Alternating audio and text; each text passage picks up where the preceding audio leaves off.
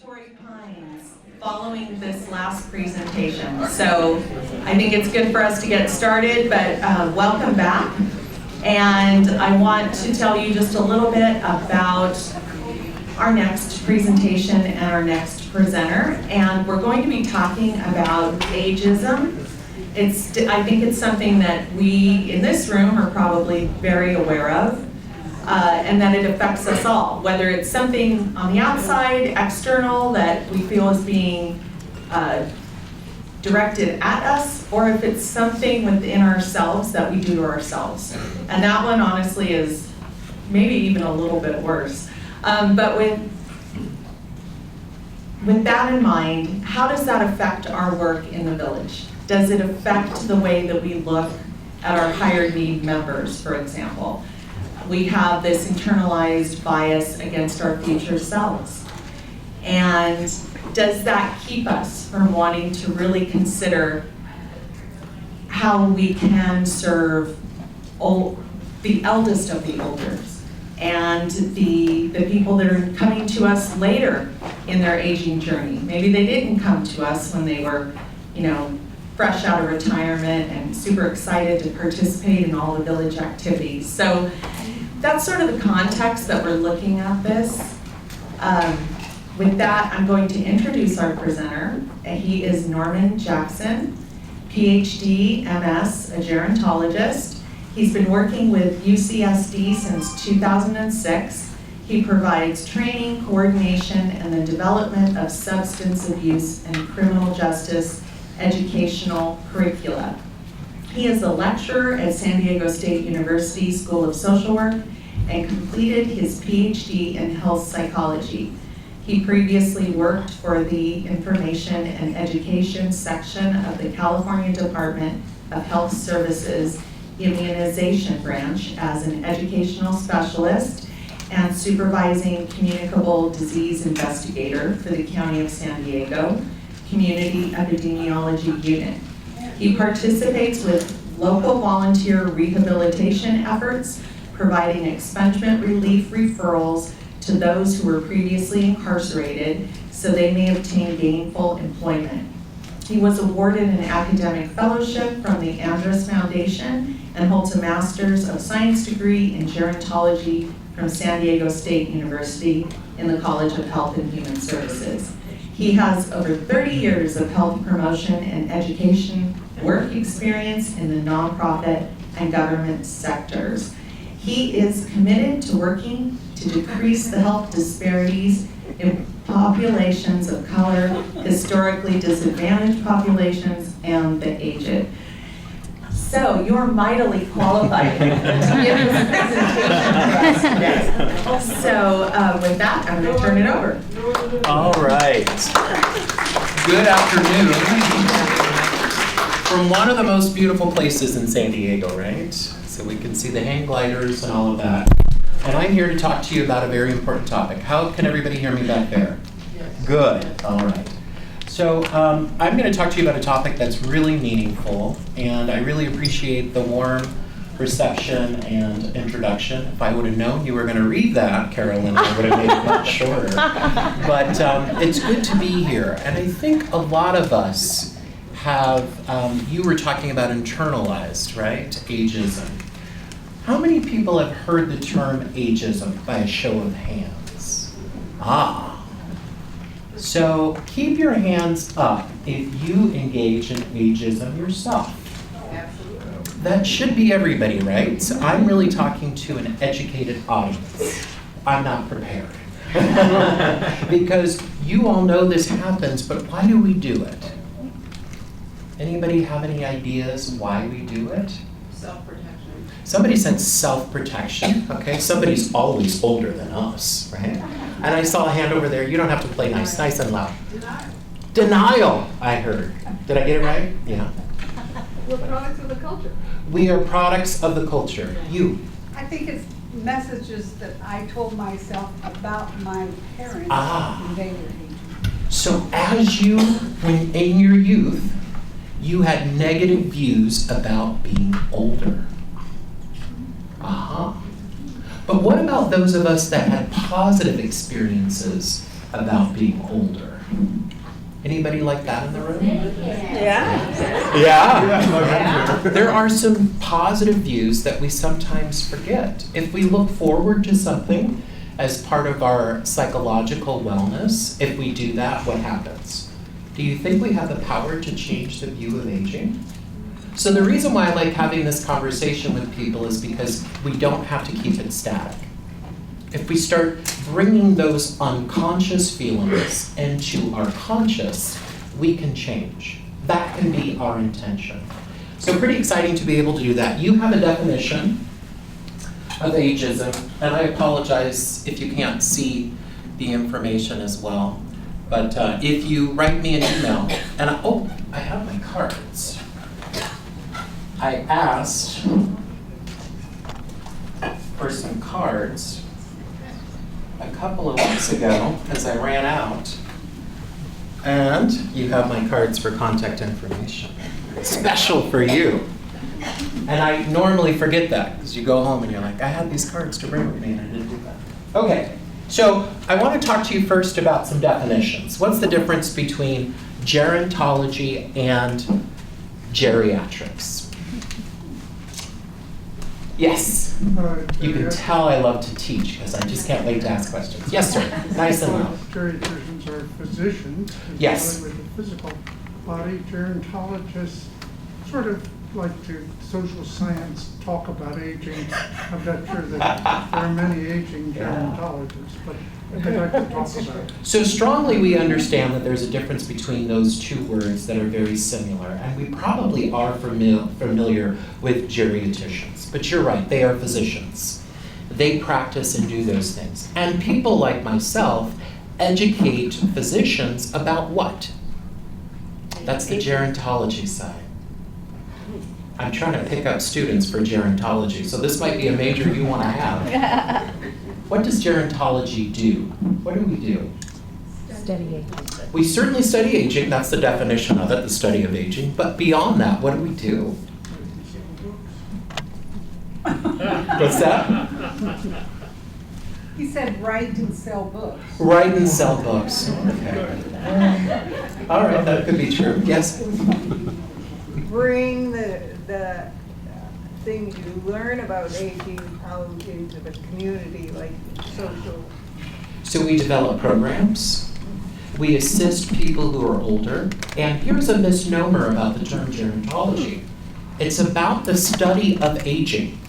So that means all of us in this room are actively aging. And it's the one thing that we have in common, is that we're all doing that. And so for that reason, we really should respect it. Because not all of us get to a place where we can consider ourselves being older. And I mean that sincerely. And I'm going to leave you with today, we're going to talk about a lot of myths that we might engage in. And I'm going to encourage you to try to change the culture. Because that's what we do as gerontologists. We're able to talk about something that we're all experiencing at all stages of life, and talk about this issue that we oftentimes want to not think about. Because we oftentimes look at it from a biological point of view. All right, so those are the differences between the two. And let's take a look here at the different types of aging. You all probably thought about aging just in one context, because the chronological age for aging exists, correct? So this is because we celebrate birthdays. And some of us might be thinking, we don't want to celebrate the next birthday that comes along. But that's usually where we're fixed. There's more to aging. You'll see the next one. Who wants to say that out loud? The biological. We fixate a lot on the biological. Why? You see the definition there. Why do we focus on those biological aspects of aging? So someone says we experience them. Really smart. What else? So we see it as a deterioration. Yes. I can't do today what I did yesterday. So beautifully said. That's not a guarantee. Just because I age does not mean that I'm going to deteriorate. I know people who are in their 30s that might be struggling biologically. You see what I mean? So aging does not equal having those things. It's more likely as we age as our organs slow down, that we will have problems, but it's not a guarantee. Isn't that interesting? We don't think about that because we equate those things as being negative. I think I see your hand, or are you just thinking? You're thinking, okay. So biological aging is another way of looking at aging. And what's the next one? Psychological aging. This is a big one. What do you think about aging? Your view of aging, yes? I have friends that are 40 that were 90-year-old men. Yeah. And I have friends that are 90 and are young and vibrant. I just love that, yeah. So your attitude, the way that you see things is important to aging. That's the most important factor. All of these things combined make up what we understand about aging. And the last one there is the social. And I love this, it's not by design, but because I'm here talking to people who do something really important with villages, this is where you come in. But the social part of aging impacts all of us. There are people who are in their 20s who don't socialize. And what do you think their lives are like? They're very lonely, someone says, right? Depression is a real thing because we are social creatures. I get the benefit of being able to teach classes not only in gerontology, but also social work.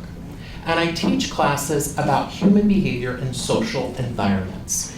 And it's so fascinating because many of us forget the environments that they're in matter. And how we behave in those environments change how we feel about ourselves. So all of these four things make up aging. Have you thought about that before? Maybe some of you have, but most of us don't think about it. And that's why gerontology is an exciting field. So we have to take all of these things into consideration when we have discussions with people. And each process is important. And I want to emphasize the last bullet there, that we are all individual. It takes up different things. Our biology, our genetics, we can't change those things. But here's the thing that we can change, our attitude. And I have the benefit of being here to hear some of you talk about stereotypes. Those are the things that impact what you think. So if I mention to you, think, who has control to change that? You do. You can change how you think. And in terms of prejudice, because I heard some of those conversations, what can you do with prejudice? If you educate yourself, you can change, you can do better. But part of this is becoming aware, bringing these things to your consciousness. So the term aging came from Dr. Butler, and he was an amazing person. Many of you might know about the 1970s.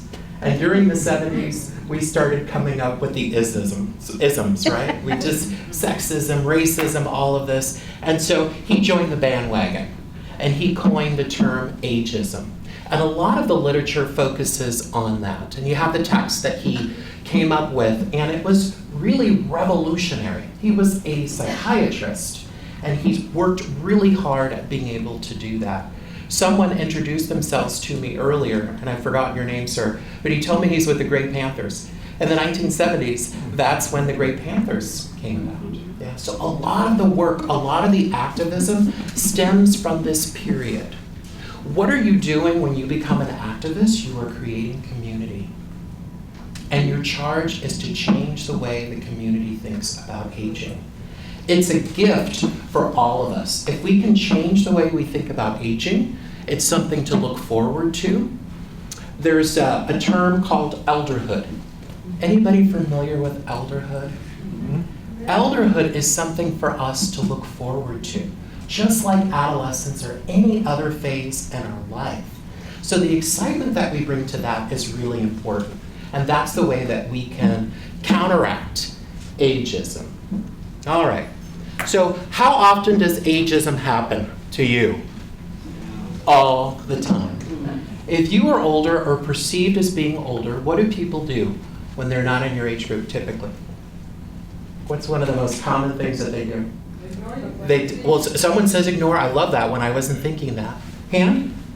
They give you a seat on the bus or other transportation. Well, that's certainly a nice thing. They might yield to you, give you some favor. I love hearing that. Your hand back there? They tend to talk loud. It's like you're reading my mind. They raise their voice. Or maybe they dumb down words. Slow it down. Right? Slow it down, because I don't want to offend you. Did you have your hand? Yeah, you don't look 65. Absolutely. Thinking that that's a compliment. Sometimes we do things, we're well-intentioned, but we don't even think about what we're saying. Yeah. Your hand. And the pink. That's a beautiful color. Thank you. No, you said it. I did. Okay. That happens with my students all the time. They're like, that's exactly what I was thinking. Yeah. The other thing that drives me nuts, the older I get, the more often I'm called sweetie. I'll fill that cup for you, honey. Yeah. You just sit right there. What other age group do we do that with? I hear your annoyance. Children. So that's what we're doing. We're treating people who are adults like they're children. Crazy. Yes. But we do that because what are we trying to do on the other side? We're trying to be kind, polite, those types of things. But that means you're not treating me like a person. Right? And that's not good. So how do we deal with those things? Because you seem like an aggressive bunch. How do you deal with those things when they happen to you? Seriously. What might you do? Someone said call them out. I agree. But how do we bring them in? Well, if we get snarky, we're probably going to shut down. That's what our brain does if somebody does something. But what might we do? By calling them out, you have the opportunity to say, why? Yeah. That bothers me. Yeah. And I've taken that time with servers. No server I know will ever. So you're doing the job of educating It's like people. educating. Yeah. Exactly. Yeah. And, And it's sometimes- not a compliment to say, oh, you don't look over 35. Are you blind? Jeez, I'm not an idiot. Right. So age is a relative term, and we do that a lot. We think we're giving someone a compliment when we say they don't look their age. Right? Yeah. But that's well earned. Your age is something that not everybody gets the gift to have. So if we change how we look at it, we can walk around very proud. I know there's a lot of women in the room. And culturally, people don't like to give their age. They're like, don't tell my age, right? So we have to think about what do we do to reinforce that? What if we were proud of our ages? And we can walk through that. And that tends to happen once people start getting into their 80s and 90s. They can't wait to tell you how old they are. And remember, the funny thing about this is with age, it's always someone else's problem. So the reality is when we've done some limited studies on this, very commonly people recognize that they are being discriminated by something that they cannot change. And that's their age. And that's the unfair piece. So it is very prevalent. It happens in the workplace. It happens in healthcare interactions. And certainly when we are engaging in social situations. So what are the causes? There are many. A multitude of problems. When we perpetuate these stereotypes, we make it difficult for the future. We make it difficult for us. And it also keeps us from engaging in our society.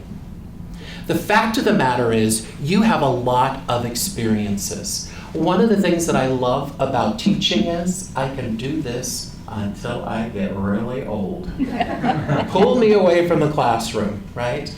Because I can have engagement. I can have engagement with people who are younger than me, where I'm able to be able to live a full life. This idea of retirement scares me. It really does, because what does that mean, sitting around all the time, just doing leisure? For myself, after a couple of months, I'm ready to go. There's things that I want to do to create.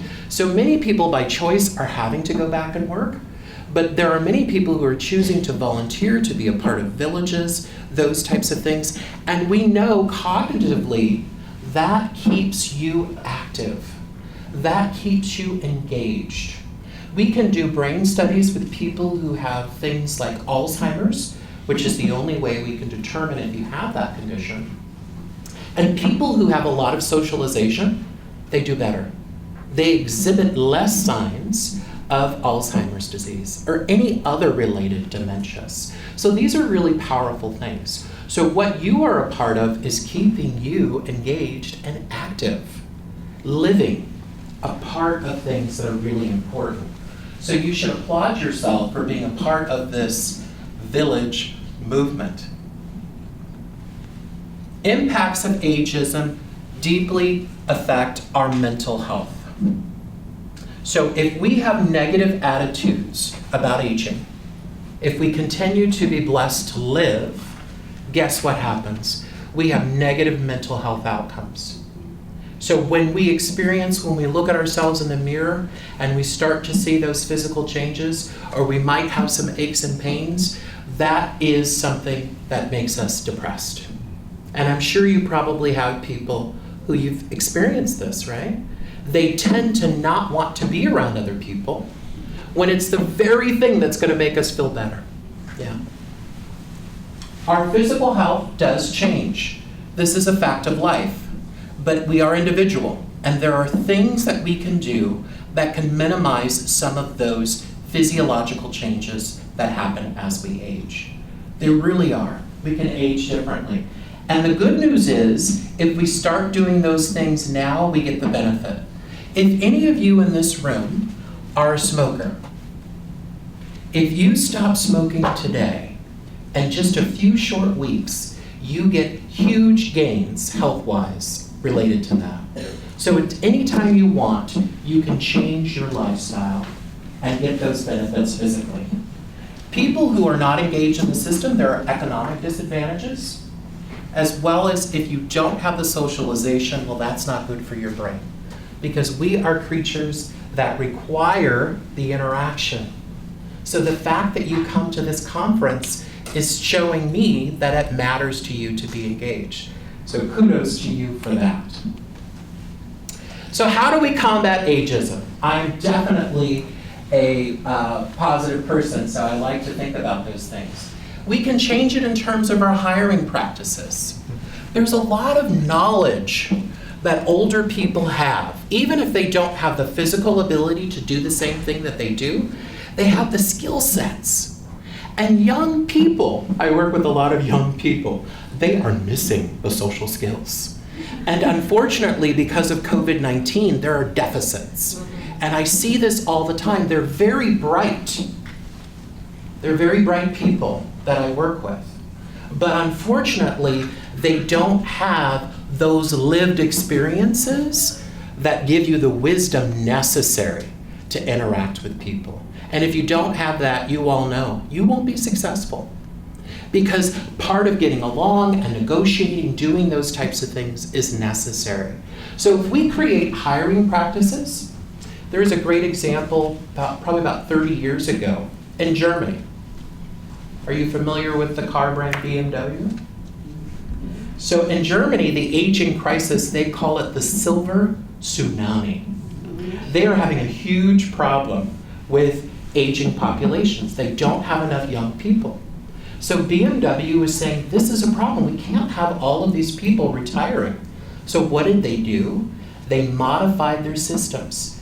They modified work schedules to keep people who were older there to train the younger people. And how is BMW doing? Quite well, thank you.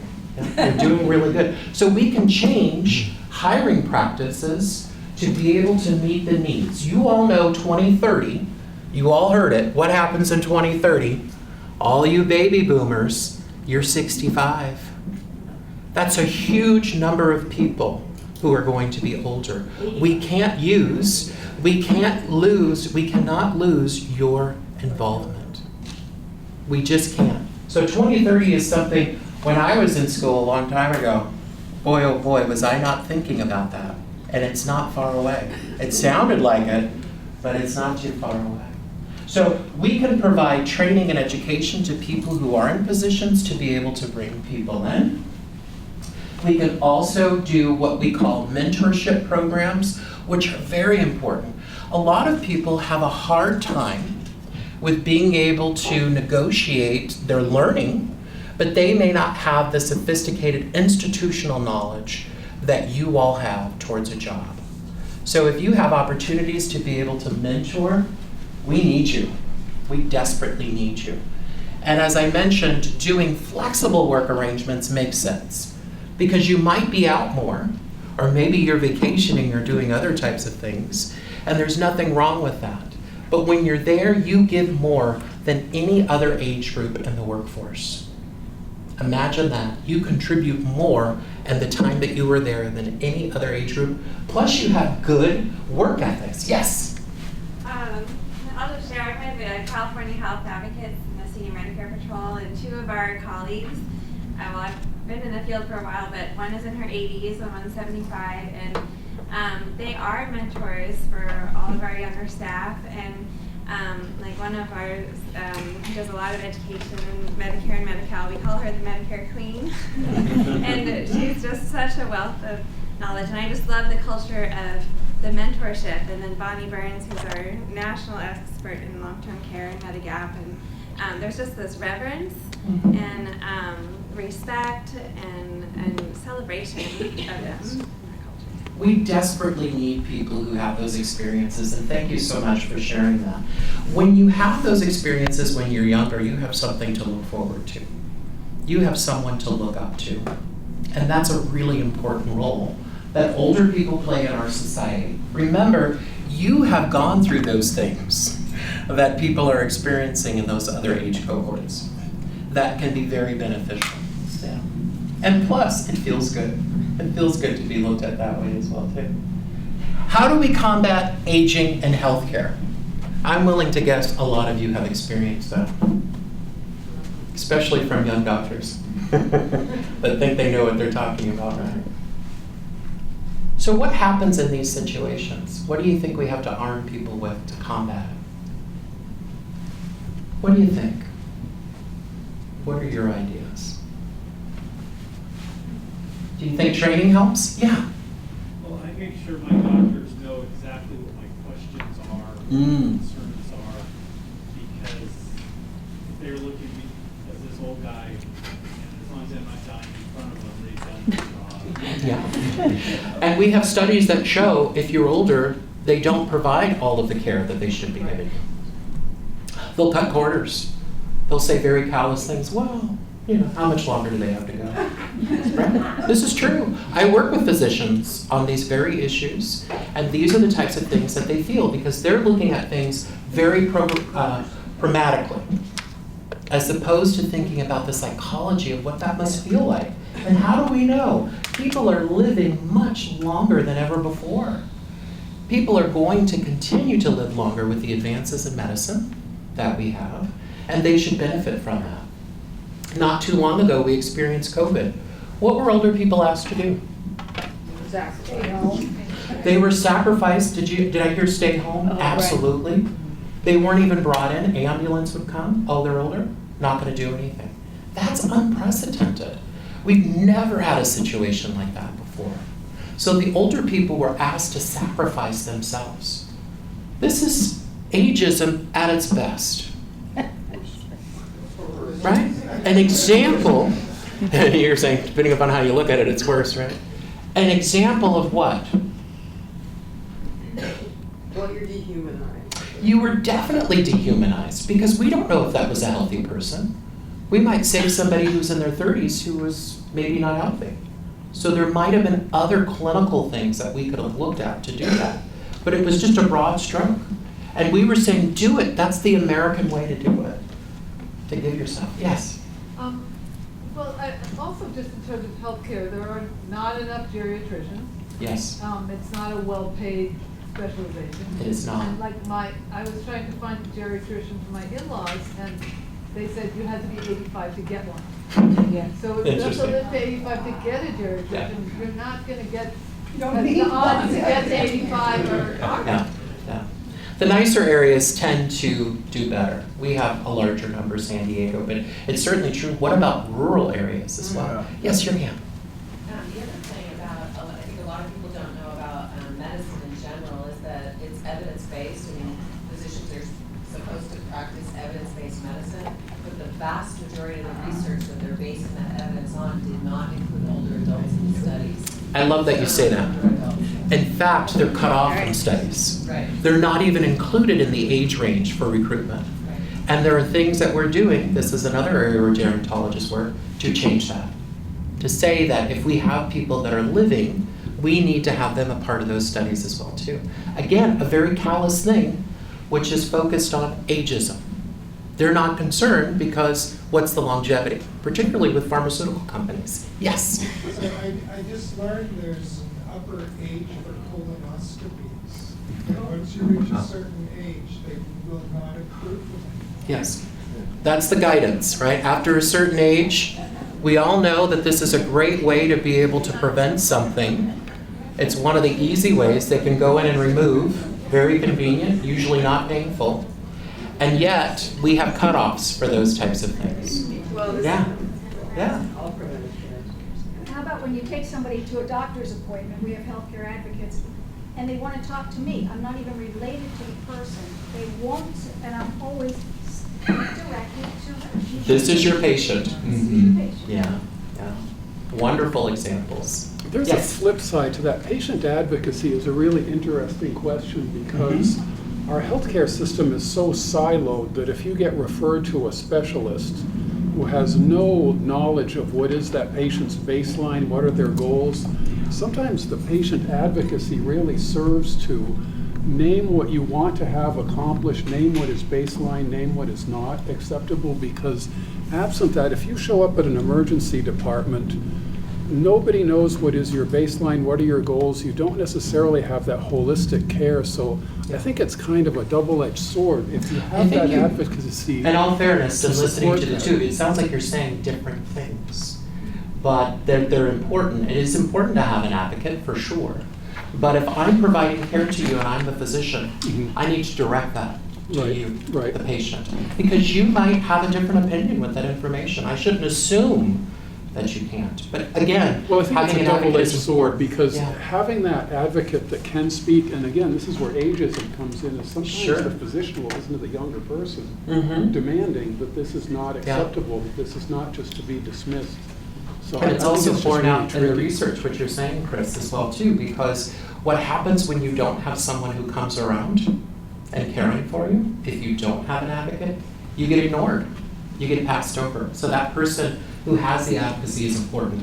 But it's important for our training, no matter what the condition of the patient is, that the physician directs his or her information to the patient, that they give that, even if there's an advocate there, it should not be ignored in the process. So that's all about what we call patient-centered care, and that's really important, that the focus is the patient and the care information that we're getting in order to be able to empower, not to assume. And we want to make sure that there's access to care. Age is only one consideration. The health of the individual should be thought about as well too. Yeah. Yes? A really simple issue of access is hearing is an invisible disability. And the whole time of COVID with masks, and there are masks that are see-through where that would make a big difference. But that notion of, and then you say you have hearing loss, and they go, and so smart, that notion of education and advocacy and not assuming. I mean, and I mean, I have both genetic and aging related, but for those of us in the room, it's likely we'll have some hearing challenges, and that's an issue of access. And I love that you say that, because hearing involves lots of different things. It's much more, it's a brain function as well too, right? So there's processing information. I may have heard you, but I may not be able to process what I've heard. Yeah. Good feedback. So in society, do you think we need to do things? We talked about that in terms of educating servers about how we are treated, for sure. What about using technology? You are all engaged real time in a fun technology way of being able to advocate. What do you think about that? Well, we did it during COVID. We did it during COVID, yeah. We got pretty good with things like Zoom. And we are adaptable, we can do it. But who started this whole digital revolution? You did. You started the system, so people are using it. You started, and I think that's oftentimes forgotten. You started the digital. You did. You were the beginners. It's gotten better, but you were the ones that came up with the ideas that we're building on today. So that's a sense of pride that we should take as well too. How can we improve the media? How many times do you watch the news? Who are the news readers? They tend to be what? Young and sexy. Yeah, young and sexy. I would agree with that. But what about males? Who are the news readers? Do they tend to be older sometimes? Yeah. So there's a difference based upon age as well too. So another intersection when it comes to the differences between the sexes. We can do things. We could do what it takes to ensure that people in Hollywood have more depictions of people who are older as well too, with their dollars, to ensure that that happens. And we're seeing some of that. It's improving. We live in a time. You were all engaging in policy, doing things to make sure the village movement gets its fair due in terms of funding, in terms of policies. So these are some facts that I compiled for you about ageism. And I think it's important for us to think about those, particularly as we get close to the myths on aging. We can change the way society behaves. We can certainly do things where when we hear things that are being said about people who are older that are wrong, we can challenge people to do that. And remember, there's a lot of internalized ageism. So the things that young people say can oftentimes impact us because older people are saying those things about themselves and others as well too. So this is something where we both can work together to change some of these things. And we don't have to be hostile about it. And I gave you an example about treating people like children when they're adults, right? Older adults do not need to be treated like children. There's nothing about that. That's patronizing, right? Very, very rude and offensive. So it's just like other isms? No, it's not. Unfortunately, you can get away with saying ageist remarks in 2024, and most people won't call you on it. In fact, I would argue that we aren't even aware of all of the ageist attitudes that we have. We just accept them like they are a part of our culture. And that's something that's unique about the United States. We don't tend to revere people who are older. What's that? Look at Biden. Look at Biden. Oh my goodness, it used to drive me crazy when I heard those stories. And now that there's a new candidate, there's being remarks, whatever you think of the Republican nominee, you've got remarks about him based upon his age. Let's talk about his policies or the problems that we have. Nothing wrong with that, but his age should not be a consideration if someone is capable. So I've heard some of those remarks as well too. Can I just add that I think too what's happened, and this started with Biden and now it's kind of, we're seeing it on the other side. Yeah. But that age is sort of a shill for mental acuity. Yeah. Absolutely. And so instead of talking Absolutely. about, is this person fit for this office in terms of mental acuity? What a wonderful observation. Yeah. We want people who are capable to do the job, right? So it doesn't matter your age, are you capable to do the work? And I think we can all determine that. So it's important for us to be thinking about this as opposed to them and us. This is an equation of us and us. We are all in this together, and if we're lucky, we'll get older. We got to start changing the way that we look at that. All right. Don't throw darts at the messenger. To be old is to be sick. What do you all say to that? Someone says, if you felt how I felt, right? One of the things that just kills me is when somebody says to me, this I tend to talk to people who are older than me. I enjoy it. And they say, don't ever get old. It just kills me. Because I'm like, I want to keep on living. I want to do what I can to live. So the facts are clearly that very few people are actually living in nursing homes. And I know that that's a huge fear for a lot of people. Most people age in place. Think about it. Most people age in place. And I recognize sometimes you might need to have rehabilitation, so you might be in those environments for a period of time. But oftentimes, you get out. And when we interview people who are older, only about 23% talk about having an actual disability. Think about that. Here's another one. You can't teach an old dog new tricks. Have you heard that one? If that's your philosophy, boy, you're saying people just can't change. It might be hard. And the work that I do, I also talk about substance use disorders. It's really hard to change a behavior that's problematic. But people do it all the time. And if that's your mindset, you're not going to take on new opportunities. And I think that being a part of a village shows that you're willing to take on new opportunities. You're willing to meet people, to hear other perspectives. That's part of what I heard this afternoon. You were trying to engage and do things differently by asking really important questions. That's the way you grow, by learning. So that's really important. The horse is out of the barn. Have you heard that expression? No? What do you think it means then? Too late. Help people out. It's too late. It's already done. It's too late. It's already happened. What do we think about that? Just because, remember what I told you about smoking? If you're a smoker, what happens when you stop today? In a few short weeks, you're going to get a lot of health benefits from that. If that's not an example that it's not too late to change, I don't know what it is. You can take on new behaviors and attitudes, and you can adapt them to where you are. Just movement. You don't have to be out there playing basketball. Just moving your body will give you benefits. Cardiovascular benefits that we can't explain. Any limited walking that you do, it adds up. I keep track of my steps using the Aura ring.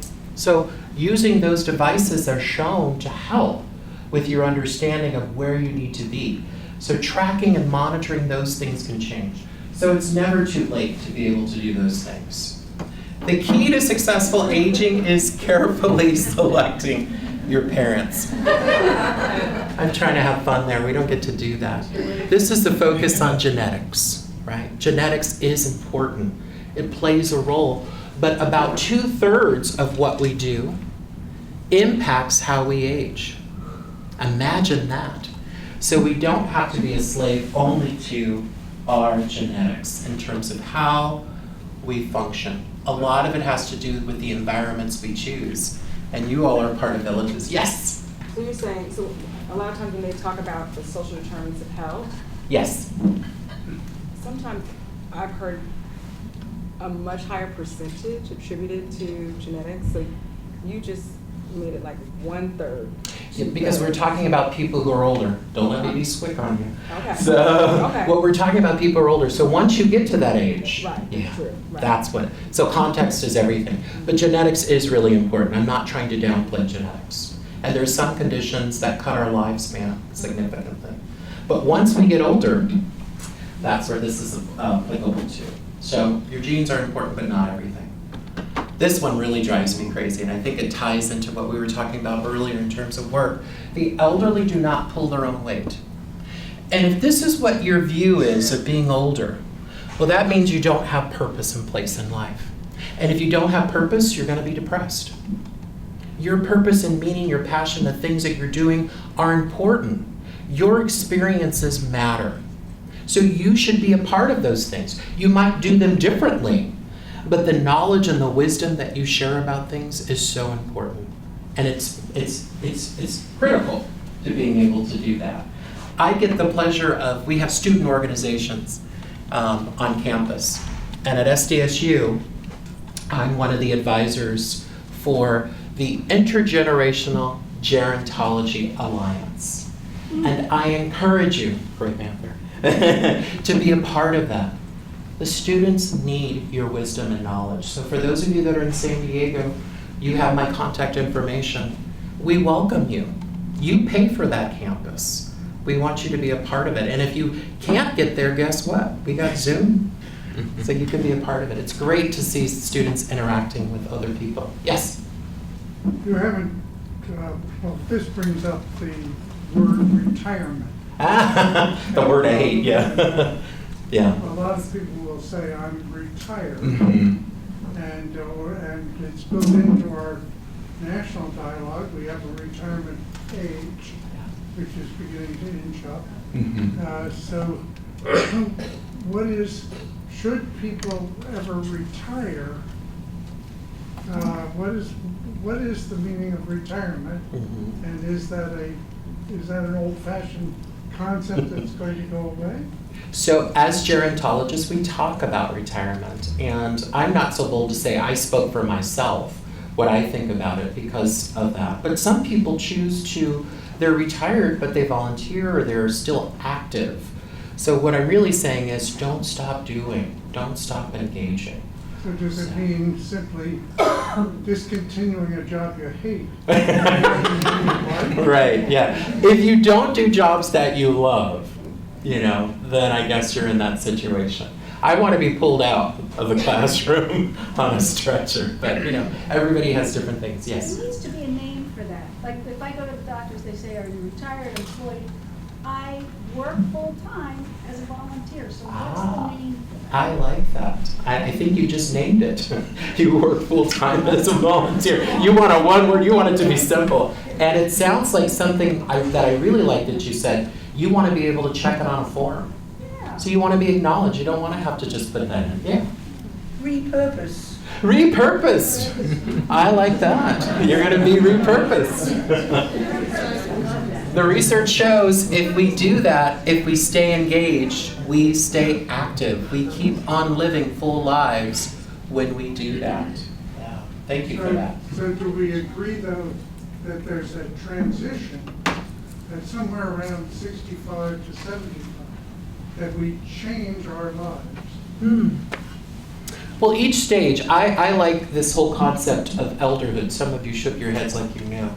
My friend Tracy Gendron came up with the term of elderhood. She's with the Virginia Commonwealth University. And she's really powerful in terms of we have to have things that we look forward to in order to be able to live a full life. And I don't know if we need to ascribe a certain age, because at 75, I think I'll be able to teach as long as I have the ability to work and desire. I think I can do that. So in my mind, I don't want to stop. I mean that sincerely. Is that So, Tracy Gendron? what's that? Is that Tracy Gendron? Gendron, yeah. Yeah. Yeah, she's fantastic. Are you familiar with her book, Unmasking Odds? She's powerful.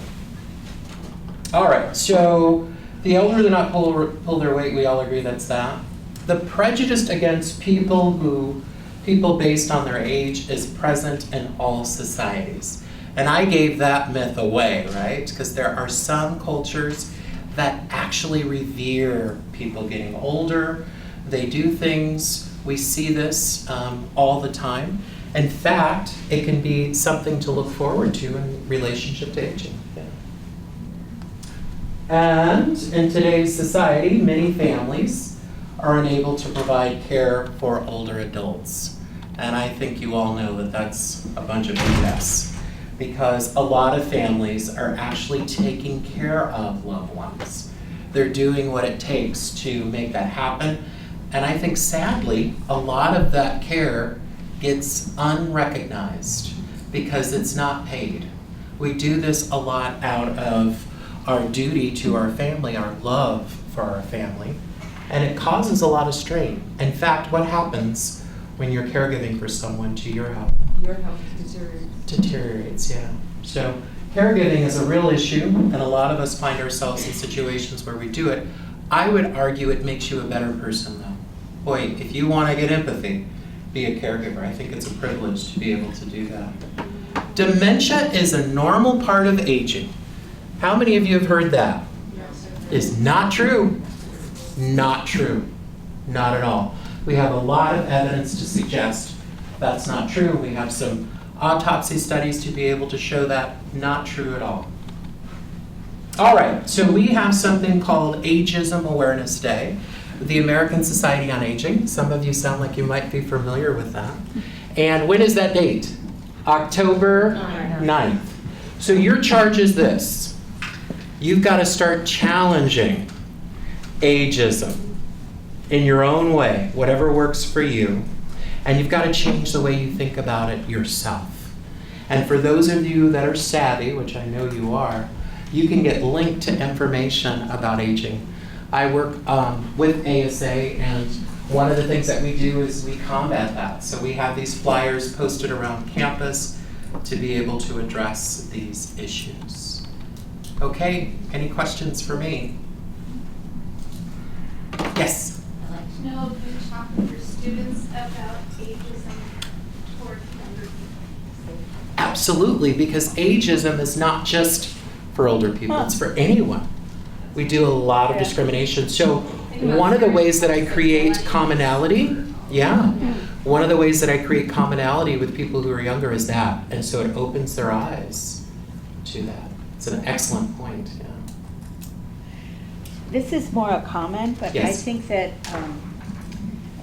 part of the misunderstanding about villages tends to be that there are some non-professional care agencies rather than communities.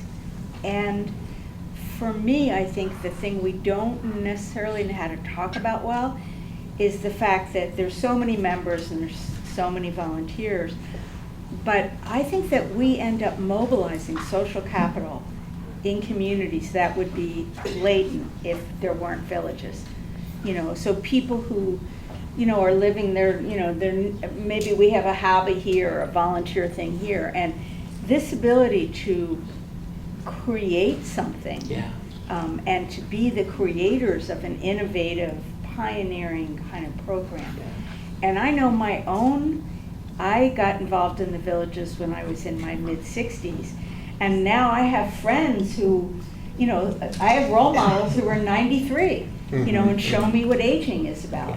And I just think it has been so joyful to me to create with other people. I love that you're sharing this because you're part of the solution. The very thing, the movement that you are a part of is you're part of the solution. If you think about aging, we said one of the most important things, one of the 4 components is social. And so the village is doing that. It must feel good to be a part of something that's like changing the way that people are aging. You're part of the solution. Kudos to you. Yeah. Any other questions, comments, thoughts, ideas? I know we're close to happy hour. Hey. Yeah. I just want to say that villages they address more than just the social well-being of an elder. They Agreed. address the psychological and emotional and spiritual health of an elder as well. And so those things about, you know, all those needs that we have for belonging and knowing that I matter and that I have something to contribute and all those important things. It goes beyond social connection. So the intersection, when we talk about aging, sorry about that. The intersection when we talk about aging is clear. Yeah. But what you're doing by having a village involves a social component. And what you want us to recognize is that impacts all the other areas too. Beautiful. It does. Yeah. Yes? Speak a little bit about the students that you're working with. Students. Students are interested in what are their ages. Well, herein lies the problem with gerontology and why I exist on campus. We do not have a lot of students who are interested in gerontology. But when they take classes with me, Gerontology 101, we creep up a little bit more students. We are housed within the School of Social Work. And I think we have some social workers in the room. And we're a program of that. We used to be our own department. But the good news is, from the studies, we know people are getting older and living longer. So we need to be able to create those types of things. You all, as the community, it's important. We are one of the few schools at San Diego State University that even offer a gerontology program. So I feel honored to be a part of it. We are an interdisciplinary field, so we interact with social work, other schools, public health. So we try to do those things. Part of me being here as well too is to educate people. A lot of people don't know you can get a degree in gerontology. We offer a minor And we also offer a bachelor's in gerontology. So sign people up. We're ready, yeah. You did not mention, maybe you're not aware, Mhm. that San Diego State University is an age-friendly university. Yes, we are. I am aware. Yeah, I work with colleagues who I do think that. part of the challenge is Mhm. getting academia to talk the same language that village movement talks. Yeah. And the age-friendly community talks. Yes. So I see gerontology as part of population health. Yes. It should be part and parcel Mhm. of managing programs, delivering programs that can intervene early, so people can, with confidence live in their communities. Absolutely. So, as you acknowledge, I don't know if everybody heard that, SDSU is an age-friendly university. So we have this distinction, we've applied for that, and we do that. And one of the things that we do through our programming academically is we provide those services where we're educating people about the needs of people who are aging. Yeah. We are one of those majors that I think the school prides themselves in having, but we want to be able to bring more in. So we work closely with community colleges for people who transfer. We tend to have older students who might be interested. And when I was an undergraduate, we had programs where people who were older were in our classes. But I think some funding issues came into that. But if you're nearby or you're thinking about, I'm serious, consider gerontology as a way of being able to continue doing the wonderful work that you do. Having a degree in that area gives you a little bit of an advantage with the population which is growing. So. Any other questions? Yes. I appreciate your comments about making sure that enough people are going into gerontology. One of the things that is not mentioned in the framework is manpower. And I think that's one thing, if you're gonna take that research survey and add something, it's making sure we have enough people who can study aging and make sure we do it right. Well, I took the survey, and my friend here, I can't see your name, that's exactly what I put. I put in gerontological studies should be a part of all plans. And with the California plan, we are mentioned there as well too. Not enough, if you ask me. So now that I know that there is AI respondents that's looking at that, maybe I need to fill out some more of those surveys to talk about that. Because we know that we need it, and once people hear about it and they learn about it, they want to be a part of it, which is great. Excellent. Thank you all for your time and attention.